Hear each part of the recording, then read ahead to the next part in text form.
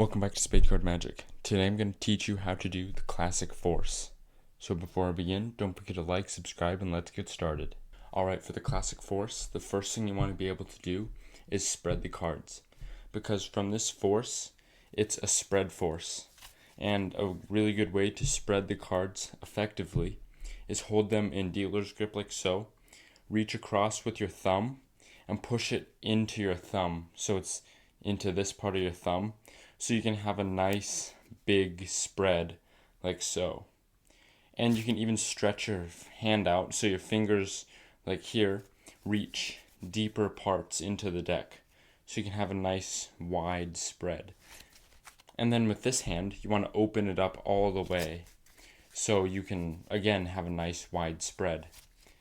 And you want to kind of curl this part back so you can spread even more cards, just like this, and just push some out with your thumb.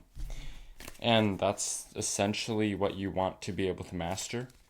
So now to incorporate the force part.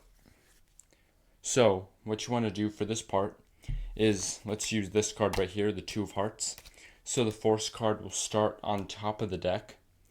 And what you want to do is have your force card here, and you can do some false shuffles or false cuts. And once you've done something like that, you can cut this top part like so, or you can start with it like this, with a break above the force card. And you can use this for any card in any location. Just make sure you have a break above the force card. If you have their force card on top of the deck, you want to cut it essentially half, but a little less than half. So as you can see, that line is their card, but I want it to be a little less than half, just so that the spread will look clean. So now, right there is their card, and this is about how much I have on top and how much I have on bottom, just so it looks good. And now from this part, what you want to do is, from the spread you practiced earlier, you want to start by pushing over cards from the top pack, like so, and you just want to spread. And they're going to tap a card.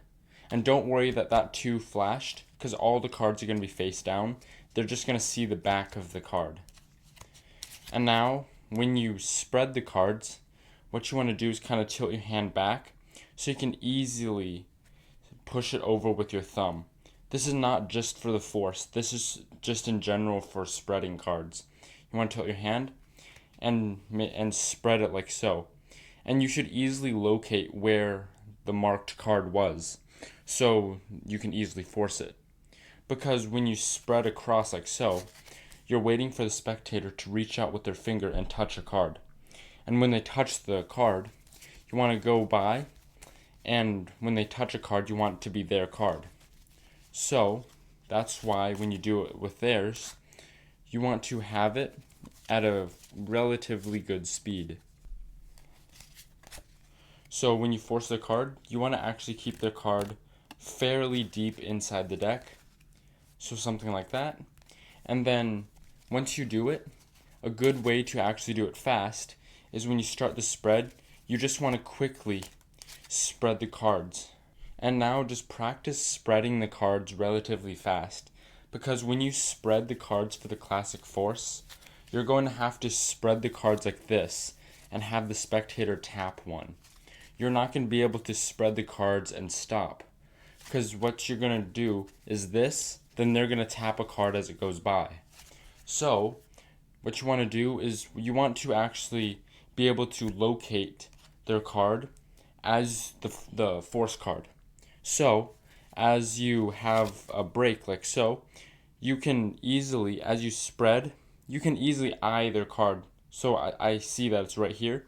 Then I can pay attention, and as their finger comes in, I can kind of force them to touch it in a way. So I can move the cards around like so, and have them touch that card. And now this force, you have to have a backup, because this force doesn't really work 100% of the time. Because if they select a different card, and you can't control it from your force card, like for example, if they select this 2, and they pull it out, you could have them hold it face down and then control their force card, the real force card, to the top.